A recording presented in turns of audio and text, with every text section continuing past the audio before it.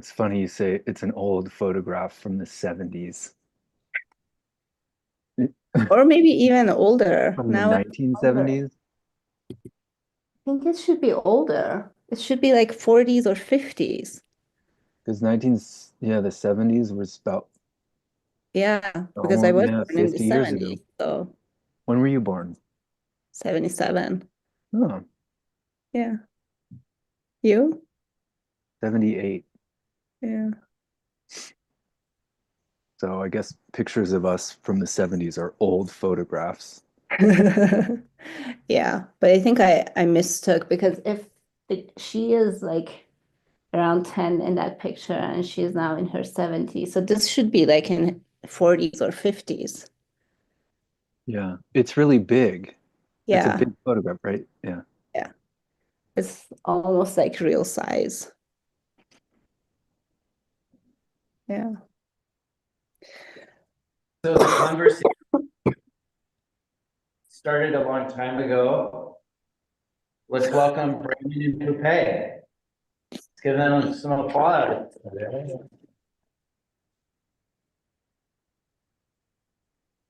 Are there people there in that room, Jay? This. Yeah, there's about five of us. It's because we've just had mostly cohort meetings this afternoon, so a lot of people are on Zoom. There's a lot of people on Zoom right now, and there'll probably be more popping on. So most of the program is on Zoom, but check the participants.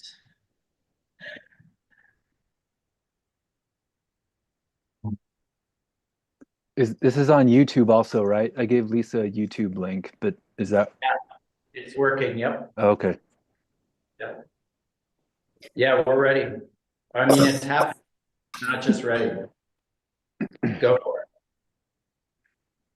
Oh, Oh. okay. I guess we should start by saying hi to everyone. Hi, everyone. Oh, Jess and Sarah Uh, together. oh, I see Sarah. Yeah,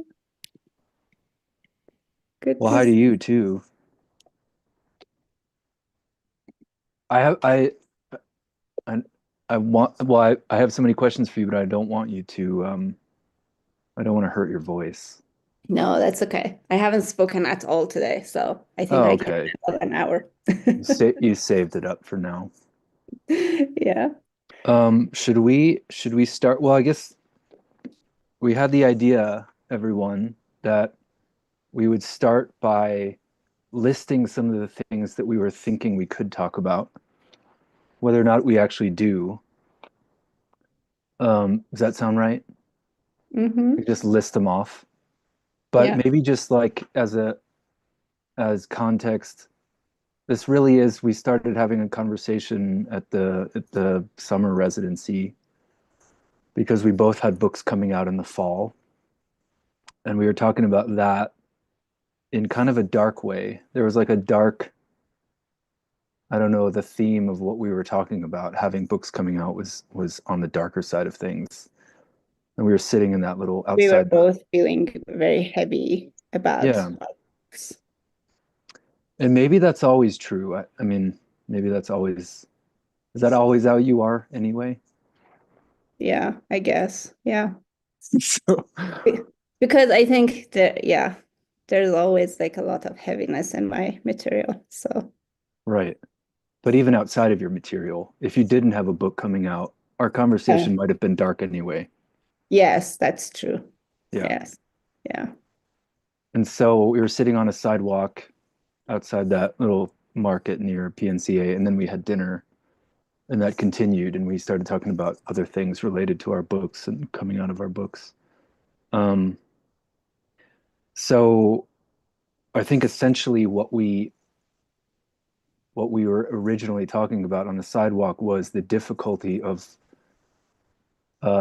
maybe anticipating the difficulties in bringing these particular books out and the kinds of conversations that they would both engender in similar and different ways, and whether or not we were prepared for that or whether or not we I mean, I suppose to a certain extent we were because we wrote the books that we did, but um, so yeah, we wanted to continue that. And what are some other things that we are thinking about?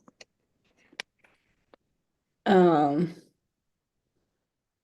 yeah, I would add like just the conversation that exists off and on the page and the whole world around the books, not Hmm. like confined within the covers of the books. I think that was also part of our conversation Hmm. and how I feel like the circularity of time was also very present in our conversation. Yeah, I don't. What do you mean by that?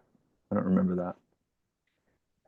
I don't remember us talking about that, but it feels to me that like it seems like we have been having this conversation for a long time and it doesn't feel chronological. It feels like we are moving in a circle around like a lot of similar topics Hmm. in a good way. Like Oh, in a there's a good way. lot of Yeah, yeah, revisiting. Yeah. yeah. Yeah. Um, so your book, Sound Museum, came out in October, Mm-hmm.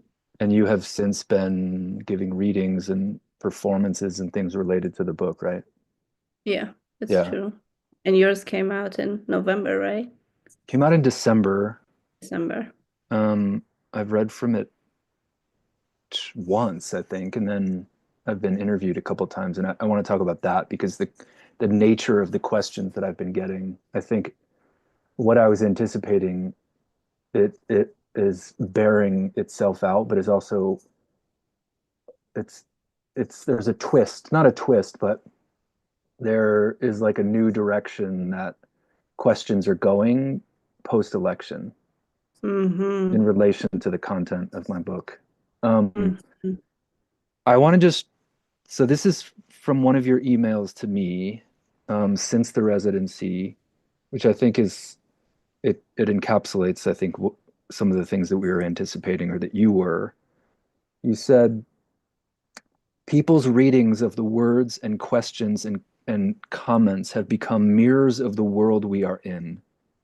And I find terror much more intense through through these reflections than in the words I myself put on the page. So Mm-hmm. that was the response that your book has been generating, um, and how you feel, how that's been for you, and how you feel about that. We can talk about that. Mm-hmm. Can I ask you first, like, is that something similar that you have been feeling in like the questions you have received? Yeah, well, I mean, I don't want to assume people know what either of our books are about or what they Okay, are. Um, maybe we should start with but I that. don't really know how to paraphrase them. I mean, your book, book Sound Museum, um, it it feels like a book that actually everybody needs to read whether they want to or not. Um, in I mean, it's really interesting because on the back cover it says, uh, um, it talks about the writing with sensuous and lyrical prose. Sound Museum bears witness while calling into question the act of witnessing, and so on. It is so. I think maybe this goes to the heart of um, what you were telling me about over the summer. Your relationship to the book itself, your relationship to the main character. The book is a single monologue by a single individual, um, who's giving a tour of a torture museum in Iran, and it is from the perspective of one individual, and it's over 100 pages of that. And you were telling me about your relationship to that character and how Mm-hmm. that relationship was a difficult one. Mm-hmm. Yeah.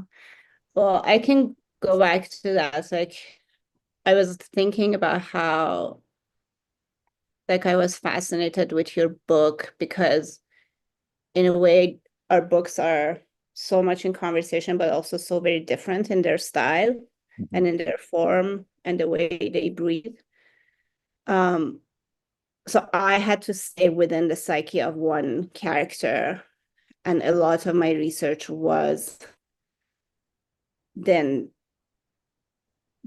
brought together into the body, into the mind, into the psyche of this one woman. But you are actually just like, you use the word like the choral chapters for many of the chapters of your book, right? So it's a chorus of voices, it's a collective of voices. And I was just like fascinated by like how we are doing this work of witnessing in different ways. My hardship with this character is that she is, for me, like an embodiment of evil, as if like she has collected, like a magnet that has collected like pieces of every one of us. Or not even collected, but she is showcasing it in a way that I dislike very much. So it was pretty hard to stay with it, with her. Also, it's like very much psychological. It's not outside of her mind. So that also made it hard. Um,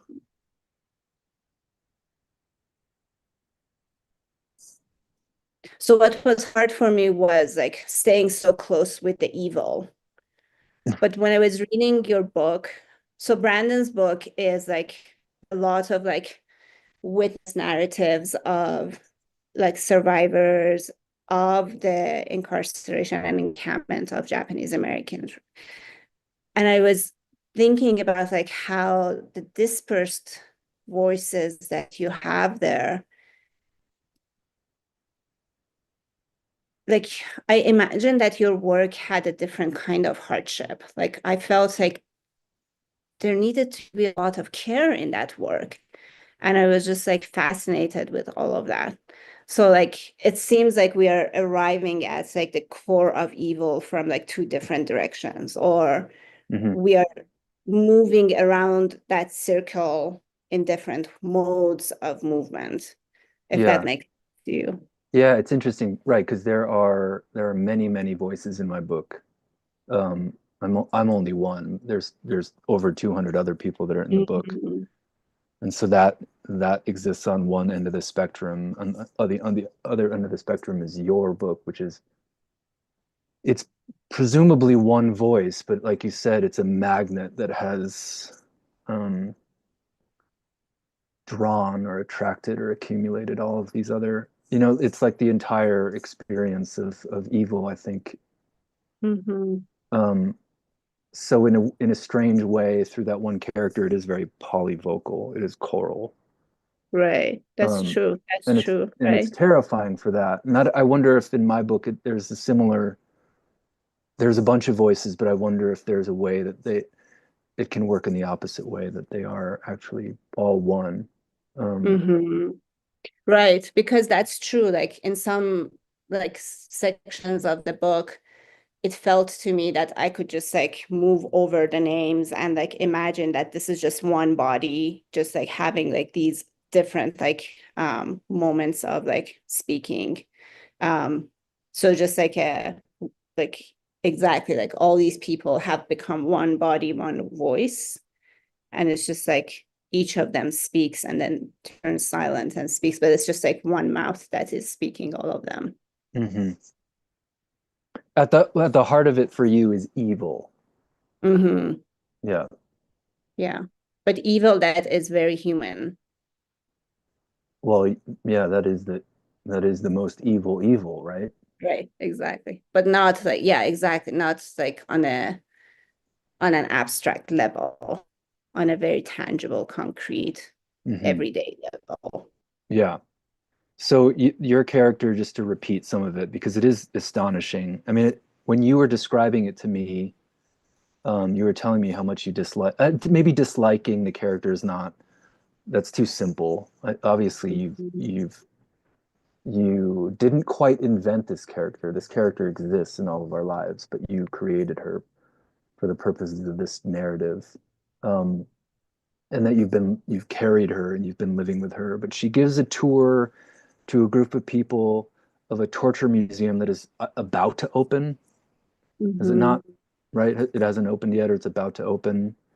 So they're getting this kind of like sneak peek of this torture museum. And it's very thorough. It's a very thorough tour. And this woman is very proud and very excited. And also is very excited about the ways that this museum is cutting edge, that it sort of like checks all the boxes of quote DEI, but it's a torture museum.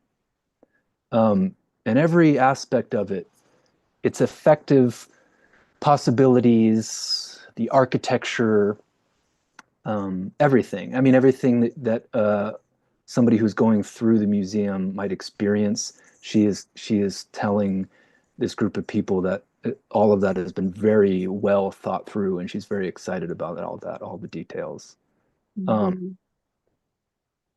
It's really mind blowing, and it's sickening, and it is funny that it's, on the back again, that it talks about this sensuous and lyrical prose.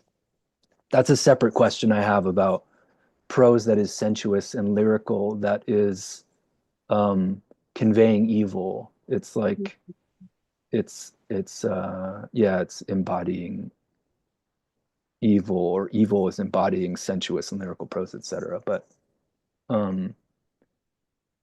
so I mean, one of the main questions, to go back to what we were talking about on the sidewalk, I was saying about myself, I'm not looking forward to this book coming out. Well, there's many reasons why I am. It's a book that I love, and I love everyone in it. But I was thinking, there's a part of me that's not looking forward to having to talk about it. For a couple reasons. One is that it's a subject in a way that I wrote a book about so that I wouldn't have to talk about it anymore. Everything I have to say about it is in this book. I myself, as the writer of it, want to move in a different direction. I want to start talking about something else, because I've been talking about JA incarceration for so long, and I mean, it's given me a life in many ways, but I'm I want to move on, or I think I do, and maybe that's not, that will never happen.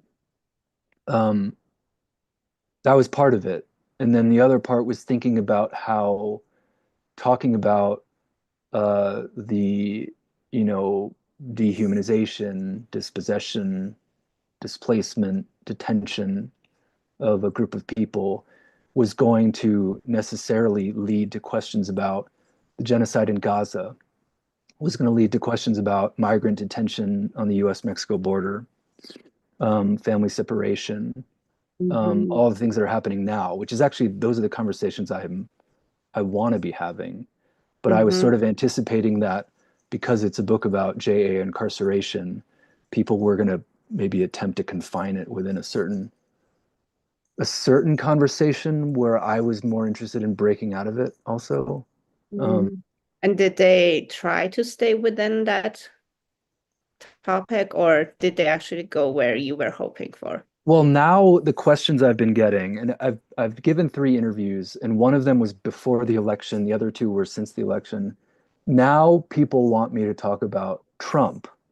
So that was something that, I wrote the book in many ways. I started writing the book during the 2016 campaign. So I'm not oblivious to the fact that that is like an important conversation to be having. And so much of what this book about is the ways that Japanese Americans are now using their experience to defend communities of color in the present, who are experiencing things that they experienced, or some version of it. So I'm not innocent of those kinds of questions. But then Trump was reelected, and the first interview I gave was to another Japanese American who had family in camp.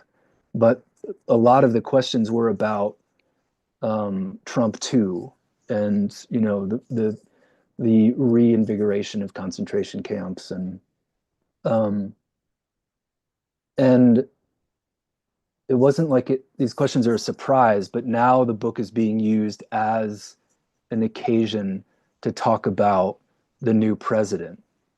Whereas my book is about all presidents, all the United States, always, all presidents are one. But so now I'm in that kind of situation where uh, yeah, people are. It's my book is now an occasion to talk about Trump, and those conversations are in the book, but they're also conversations that I don't want to be having. And it's not that I don't want to be having them because I want to avoid the subject, but because it's not about Trump. I mean, the one of the many underlying assertions of what I wrote about Japanese American incarceration is, like I just said, it's not particular to a president. It is a system, it is a structure. Presidents come and go, and they all feed into this system and into this structure. Why do I have to be talking about this one person? Why can't, for example, we be talking about the current president, who is, thoroughly responsible for things that are happening now? And but those haven't really been the questions yet. So anyway, that's long, but yeah. I have several thoughts. Like the first, well, I start with the last one. When you talk about like how the questions are about Trump, it makes me think about like how in your book, the gesture that you're working with is collapsing time, right? So it's like what happened in the past has been happening several times and it's still happening, right? So it's like all times are one time. And in my book, it's more like a spatial collapse, right? What's happening in Iran is also happening in the Middle East, is also happening in the US, has also happened in like South Africa, has also happened in Europe, right? So it's like this spatial collapse and like the temporal collapse that we are seeing in the book. And interestingly, for me too, like in all of my events, I think one or two were before the results came out. Now I can't remember. Anyway, but what is happening in the events that were immediately after the announcement of the results, there was like a lot of like emotional engagement. Like in one of the events, people were even crying and saying like, what does this mean for us, right? What's going to happen to us? So there was that immediate, like very like corporal, emotional reaction. And of course, there's the question of like Gaza and the genocide. And in my book, it also comes up, right? She even like talks about it. So it's not even outside of the book, it's already in the book. But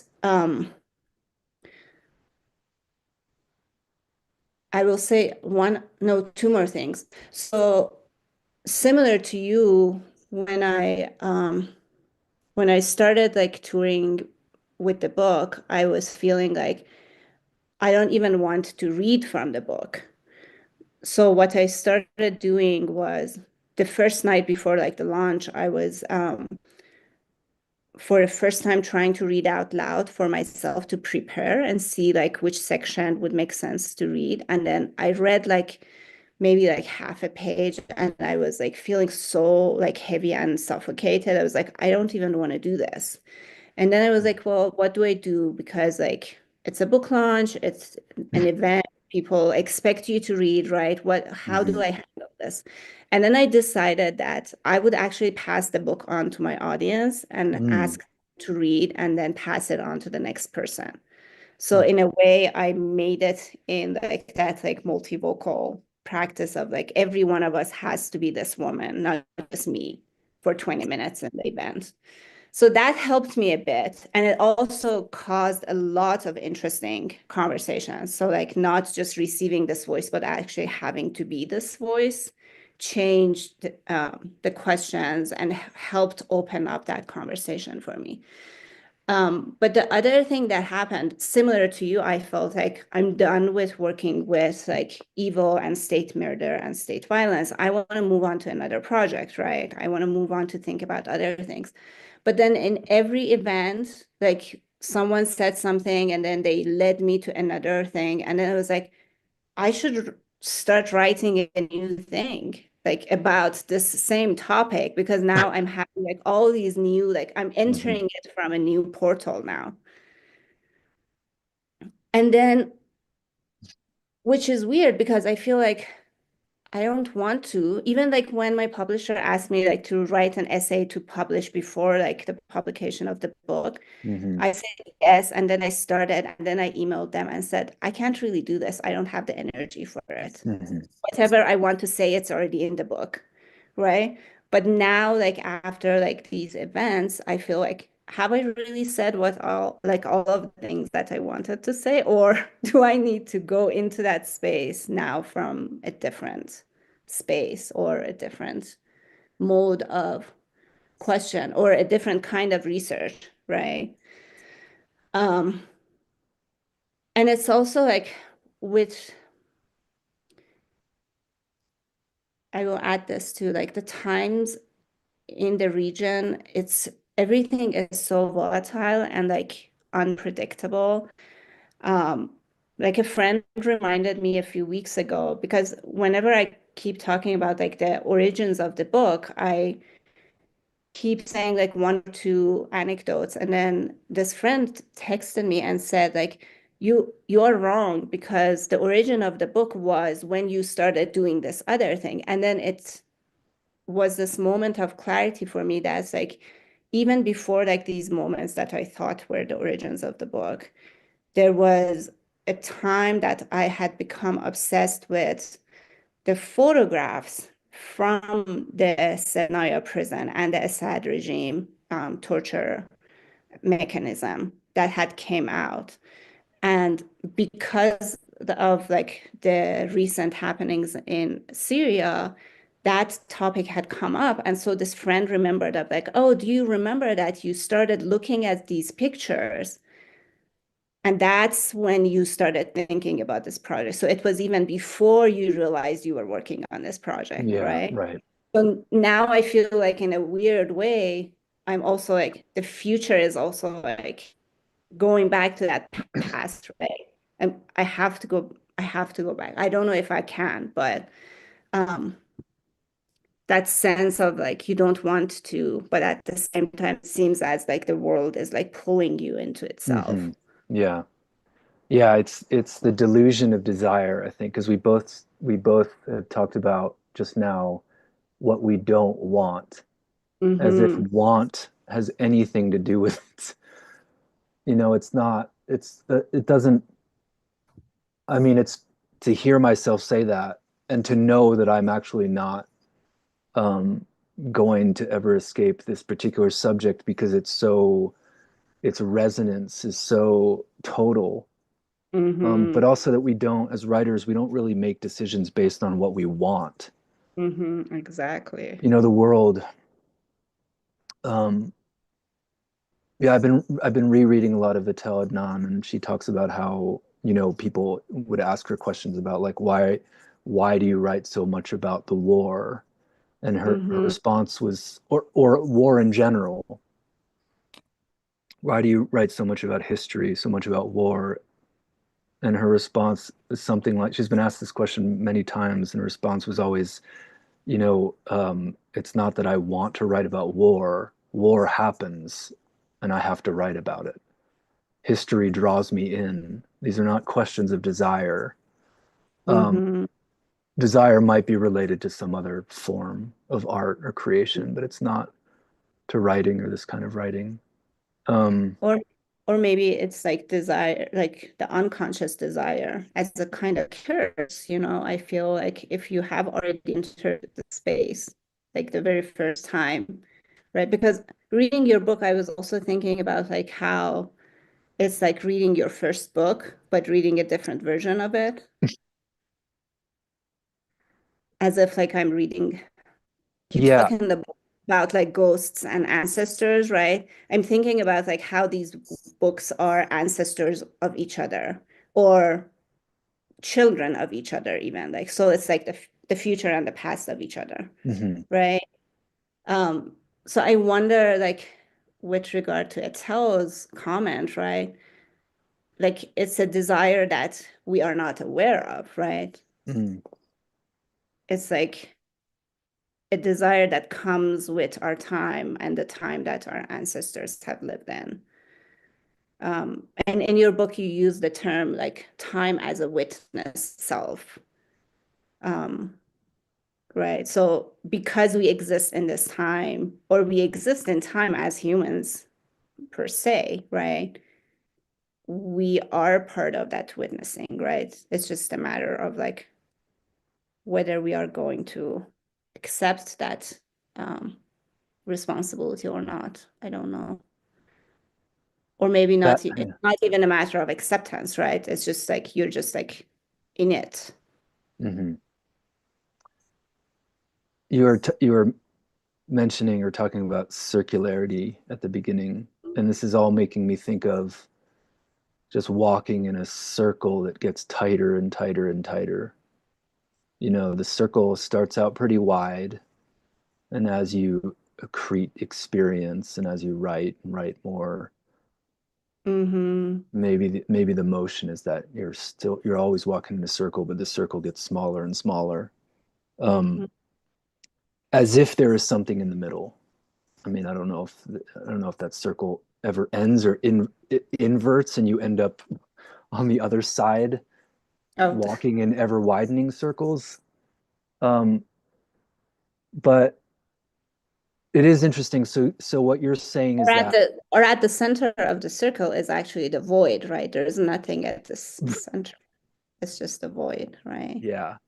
And every time we meet that void, we have to start again because it's so hard to meet that void. Hmm.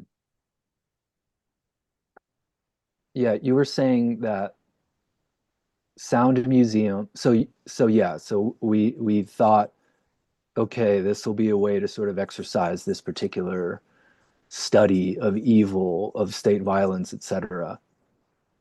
The book comes out and you do this thing where you pass the book around at readings, and that opened up something for you in your understanding maybe of the book, but also um, it opened up something for you in what might happen next. In fact, you weren't done with Mm-hmm. this particular study. This was just the facet of a much longer study.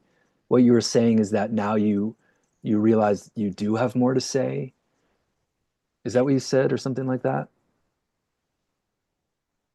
I don't necessarily think I already have something more to say. It's like the research is not done yet, Yeah.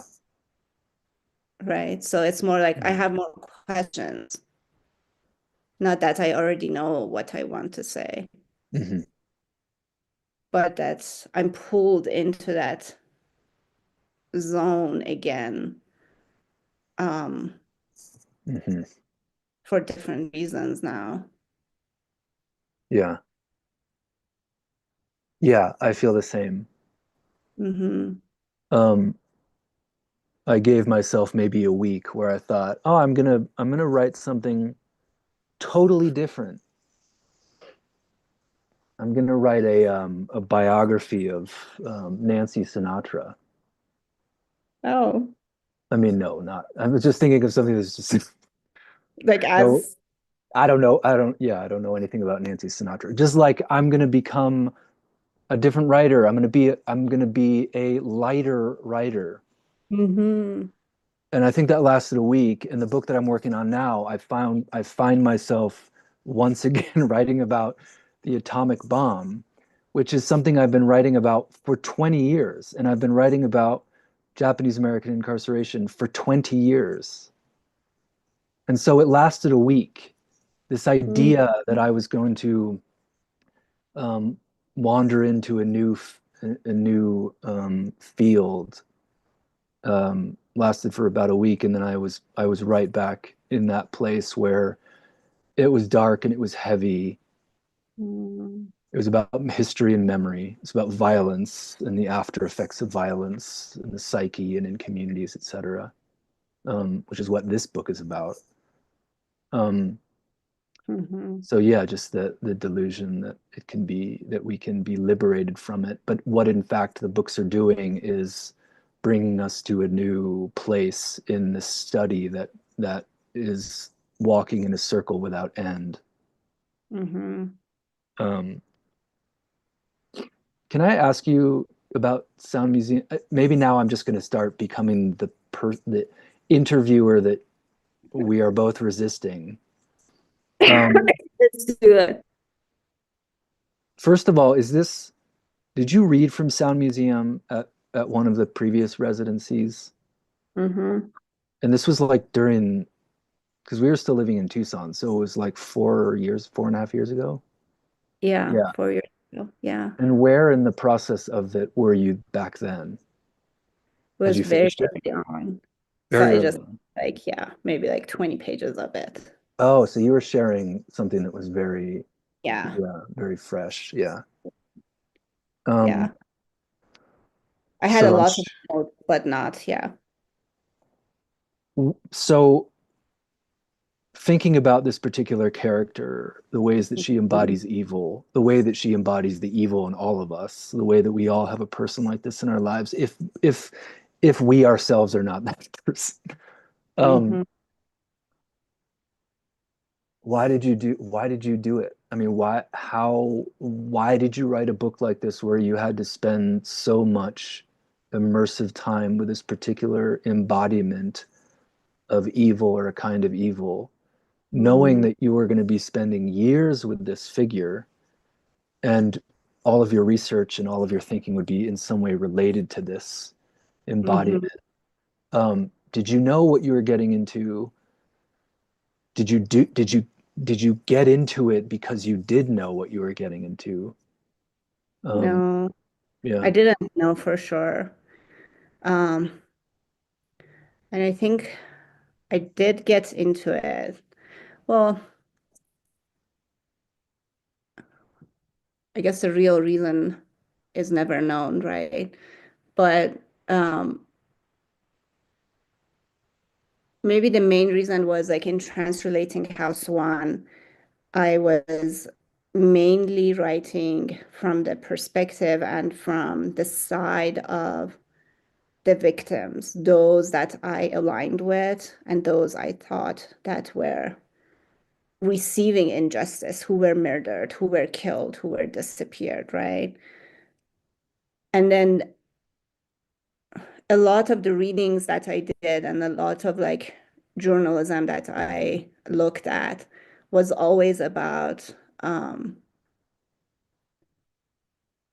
the injustice that people have suffered, right? The prisoners, the the ones who were killed, the ones who were executed, the ones who were disappeared. And when it came to um, the state itself, it was always more about like finding the facts to talk about the other side, right? The side of justice. Um, and usually it's or about the details of like the facts of the machinery of evil, right? But not never about the person who is, or not, I wouldn't say never, but less about the person who is part of that machinery. And I was just obsessed by like the psyche of a person who is part of that machinery. Mm. And there are two anecdotes that I keep going back to, and I have shared this like in events. Like one is like um, when Clinton was like running for presidency, people were so excited about that, and some of my friends who were feminists were excited about that. Mhm. And then there was always this question for me of like, is it enough that she's a woman, right? Because she's part of this machinery, right? She is also helping the violence to perpetuate. Um, so that was like one thing, right? It's like, so that's like why I wanted the character to be a woman, to move away from like the surface level gender identity of like who is on the side of evil. Um, or this reminds me of like you in your book in one of the chapters you talk about like that firm that did the Nakamoto, yeah. Mhm. Right, right. Um, so like what makes a person like do this kind of work and then sit and make her history, right, be a justification for why she did it the way she did it, or or even Mhm. think that's even part of the narrative, right? Or it is part of the narrative, but then what happens that she becomes who she is. So Clinton's presidency was one thing, but the other thing was like there was actually a woman that I saw in a video once, Mhm. um, of actually this is, I think it's the anniversary one of these days of the Islamic Republic regime like shut down its own missiles, one of the passenger planes over Iran skies, and killed all passengers, and most of them were Iranian, right? So civilians. Um, and then the funeral of these people, the government actually confiscated the funerals. They cleaned up the site of the crash immediately. They destroyed evidence. Um, and in one of the funerals, um, the officers of the regime had put up scaffoldings around the grave. And I just saw this on, I think it was a YouTube video, like it was like maybe like less than 2 minutes. And the mother of the woman they were burying was on the outside of the scaffolding, and she was holding to these metal bars, bars, and she was screaming and she was begging them to let her be by the graveside. And of course, they were not letting anyone pass. And then in one moment, like one of the female officers who was inside that space, she walked toward the mother and she touched the mother and started saying something to her as if like trying to calm her down. So like trying to hold her and like sympathize with her. And the mother just like pushed her hand away and just like Mhm. started screaming and saying like, don't touch me. My girl is dead because of you, right? But the officer in that moment, she forgot that she was part of it, right? That in a very mundane, everyday, like I'm just doing my job, right? She didn't realize that she was actually part of that machinery, right? And this mother's pain, she was part of it. And I was just like fascinated by that moment of like, here is someone who is responsible. We don't know the extent of it, right? In one way or another, perpetuating violence on citizens of this country. And then in that second, she thinks she can actually embrace the mother and try to ease her pain. So there is humanity in there, right? We know there is, but that's like seeing that in that video for me was just like mind blowing, right? And that's when I just like got more and more obsessed with who this character is. Yeah. It's so when you saw that moment, you were imagining that it was a moment of humanity Mm-hmm. as opposed to the woman who is quote unquote, I mean, you don't know what she said to the mother, right? Mm-hmm. As opposed to It, her being very aware that she mm-hmm. is exploiting her own um, position, her own subjectivity, etc. Her assumed relationship to this mother as being a woman, Mm-hmm.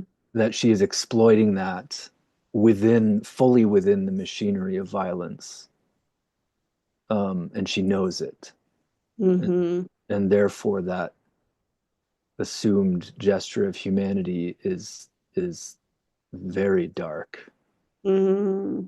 right? That But what you saw in the videos, it looked like She was actually maybe trying to Right, to console. calm her down, console her, right? Yeah, Yeah. yeah.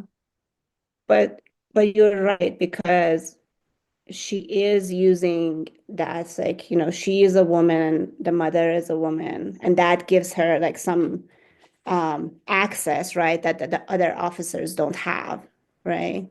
Yeah. So she does something with that, which is a position of power and authority, right? So, and it Yeah. caused more harm in that moment. Hmm. It's, Yeah. yeah. The violence of being able to relate to. I mean, I think this, it's like Mhm. I think we've talked a lot, even in through PNCA, about the barbarity of empathy, the Mhm. violence of empathy. Um, one of my favorite moments, and well, I mentioned this in the email. There's towards the end of the book, the tour guide, this person, she tells everybody a dream that she had, Mhm. and the dream lasts for 2 pages, and then she talks about um, consulting her spiritual advisor on the dream, and what you just described of that woman who is attempting to console maybe that mother. There are all these moments where the woman in the book is attempting humanity, um, Mhm. but also she seems like she genuinely believes that she possesses humanity, and maybe she does, Mhm. but she is kind of exposing herself, for example, through telling the people her dream, in a way that is in part an attempt to relate to them as humans on a human level.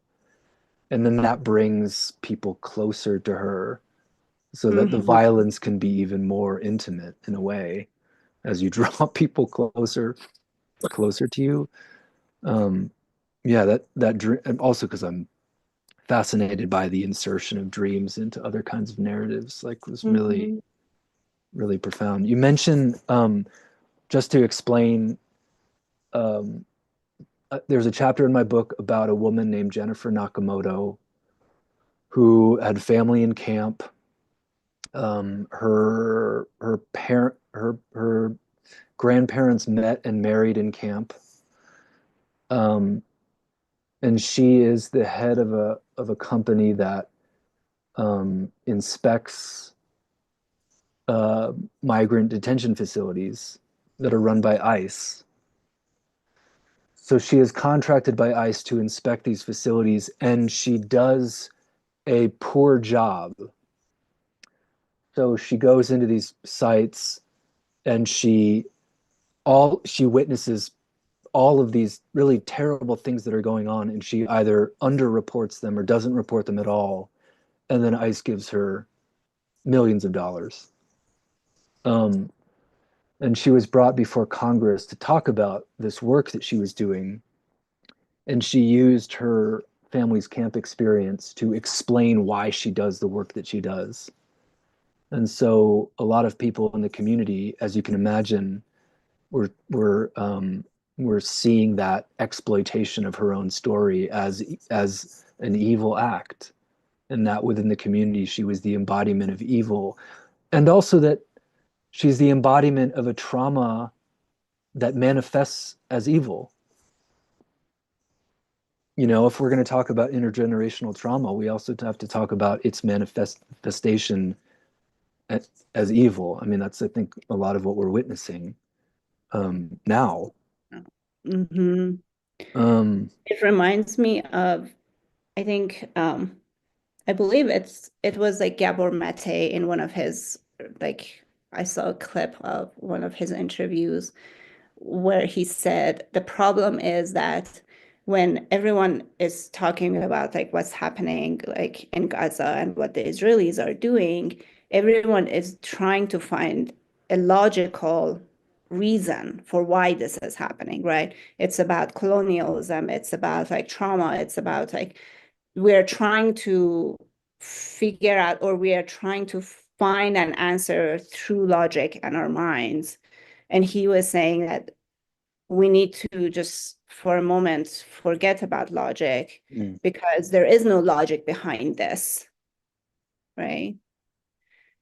And that's the question of trauma, right? And that's the question of the complexity of humans, right? Like what is the desire, the unconscious desire here, right? Besides like all the obvious reasons, right? Like what's the inaccessible narrative here? What would happen if instead of trying to look for the logic and through that logic find a solution, what if we tried a different mode of approaching the disaster? Yeah, well, that's one of the really heartbreaking things about so there were a group of Japanese Americans who went to this woman's office and they live streamed it, and they were really appealing to this woman from a place of shared experience. I think they were trying to, in a way, recover. It was like it was like a family intervention. They wanted to approach this woman and say, and like kind of look her in the eye and say, you don't have to do this. Like, we're gonna pull you back from the underworld. And I think that's what you're saying. That it was like it was having a certain kind of faith in a logical a logical understanding of how this particular woman could be doing the work that she was doing given her family's history, as if her family's history had anything to do with anything. I mean, she seemed more motivated by money and, you know, other things, but that's what was really heartbreaking, is that there was this idea that you could appeal to what made you similar to that person who is the embodiment and an actor of evil. And while you're going down that particular path, the illogic, the wild, violent, rabid illogic of the situation was continuing apace. And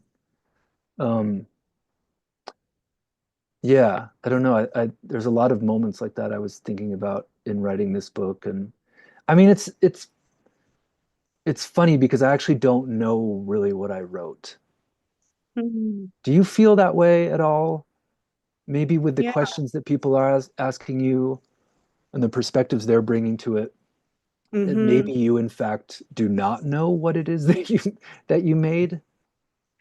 It was actually, this is interesting that you're saying this, Brandon, because when I was reading your book, I kept thinking about like, how did he do it? How did he manage to do this work, right? Because it's like a lot of research, right? You have worked with a lot of community members, you have traveled, you have done like the critical theoretical research, like the library research, like all of this work, and then the curation of all of these voices. So I was just thinking about like process.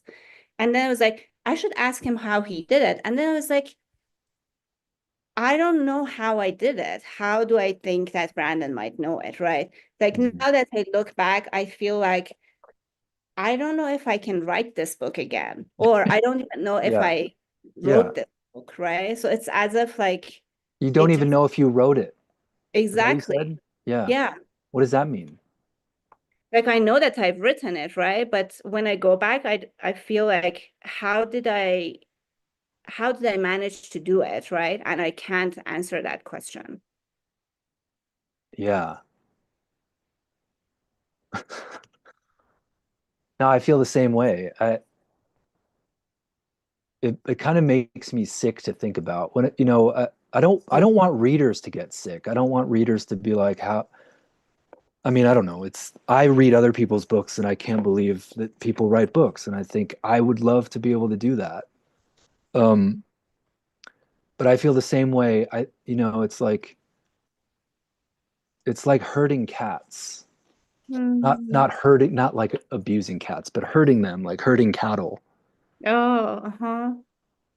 It's like herding a family of cats, trying to herd them through a door. And you could spend 10 years doing that. And eventually they'll all go through the door, and then you close the door and it's like, I did it. That was easy, but it took me 10 years because once I got all of them to the door, one of them would run away. I mean, it really feels like how books get written. Eventually they all go through the door, but you might have aged a lot. But Yeah. it's so interesting. You don't, I mean, you wrote it, but you don't know. Yeah, there's something there that still is mysterious to you, which is amazing. I mean, that's really that's Like, kind I of a guess, yeah. like, each of us can say, like, this was the process, right? I started with this. This was the research. This is how I put it together. But I think that's not really how it came together, you know? Yeah, that's a whole other conversation I would love to have. Like, how did it? I mean, maybe it's like really in the weeds, but how did it come together? Mm-hmm. Um, because I feel the same way about your book. It's like the dimensions are different. I mean, it's 110 pages or so, but it feels like such a high wire act in addition to all the research you must have done. Mm-hmm. Like you are walking a tightrope for 108 pages, and however many years you were putting the book together, that feels impossible. It feels like there are a million opportunities for you to have fallen off that wire and Mm-hmm. and and not gotten back up again. But maybe again, it's like eventually, if you do it long enough, you make it to the other end of the wire, Mm-hmm. and then you can't really say how you did it. Um, yeah. Maybe I would, with much time left, I want to end with like something like in a chapter of your book, you actually talk about like um when you let me see like when you read the children's book, you cry. Hmm. And that felt like, Hmm. I think that was the hardest chapter in the book for me, like emotionally. Hmm. And I so much appreciated it because in the other moments of the book, there's this sense that like you're this powerful person who is like curating this chorus and doing this work and holding it together, right? But in that chapter, then you see that this work comes with a price, right? And it's in relation with books and words on the page, and it's in relation to the children's book that this moment happens. And it just like I have just been thinking about that, and I think that's also like one of the things, right? That's also how the book came together, you know. Yeah, that's really interesting. And I Um, thought yeah, you including it in the book was like a gift, you know. yeah, it's pretty late, isn't Yeah, it? almost like Yeah, 40. that's so funny. So the experience of me in the book is that I'm like strong. Yeah, that's so, I mean, You never pose like that, right? But it's like because there's like all this like um there's an intention, there's like movement, there's action, right? It's like you have a goal and mhm, you are working around it. And there are moments of like going inside and like showing us all like these intimacies, but I don't know like what, maybe because it was towards the end that mhm. that moment was for me like a moment of, or maybe it was like the most direct um sharing of like I cry, you know, like it wasn't like about intellectual, it wasn't about like the past, it was just like I cry, right? So it's like very simple like Yeah, moment of, like being a person, you know. I know. I wonder if I shaved off all of the moments of me, moments like that. I wonder if I Mm. took a lot of that stuff out because it couldn't really be narrativized in a way, or like it couldn't be written exactly. Because I mean, yeah, so getting to that, but also, um, I mean, this book and many other books that I've written, to me, it's like this is a record of depression. Um, Mhm. in addition to, yeah, the cost of this of spending so much time thinking about this history. Uh, and it's interesting because I don't know, my daughter might be watching on YouTube right now. Um, she's 6 now, but I started reading books to her about Japanese American incarceration when she was maybe less than 1. And yeah, every time we would get a new book about this history, we would read it for the first time together, and inevitably I would cry at the end. And part of it was just like, I don't know why it being presented as in a children's book, um, Mhm. was, it's not that it was more emotional, but maybe it gave me access to my emotions in ways that other things didn't. Um, You have a um is it? dinner Are we? It's 6 o'clock. Jay. I don't know. Or, Yeah. We begin in the middle and end in the middle of our conversation. do we just cut off at 6? Like they unplug the computers. Somebody wrote something. Uh, Oh, this there's is Jay. so amazing. You're not gonna be cut off or unplugged. Of course, it's worth mentioning that in Gabrielle's 2-day workshop, we were talking so much about feeling and different emotions and how we feel them. So this is merging right into the residency, Mhm. as usually happens. We all kind of come together. Thank you so much, Brandon and Poupeh. Um, I don't mean to cut it off, but like any closing, is that even possible to close? Well, I mean, everybody should read Sound Museum. That's an Everybody easy. should. Read them together. I know. That's an easy way to close. Yeah, I The don't know. afterlife. Yeah, it's letting go. I know. I really think that they're a good pair to be read together. I Yeah, agree. yeah, it's maybe unexpected, but yeah, I mean, all yeah, both of your books together. Um, yeah, the kinship for me is very strong. But even uh, and also the way we talk about it. I mean, listening to you talk about it, I can relate to everything that you're saying. Same here. Thanks, Um, Jay, for giving yeah, us thanks, the Jay. time and space. Thank you, everyone, for Let's give joining Brandon online. some applause. And if you're on Zoom, unmute your screen and say hello and thank you. Yeah, thank you all. That was so amazing. That was really incredible. Thank you. Thank you. Are we able to stay on for like a minute after or Yeah, Jay? yeah, you can stay.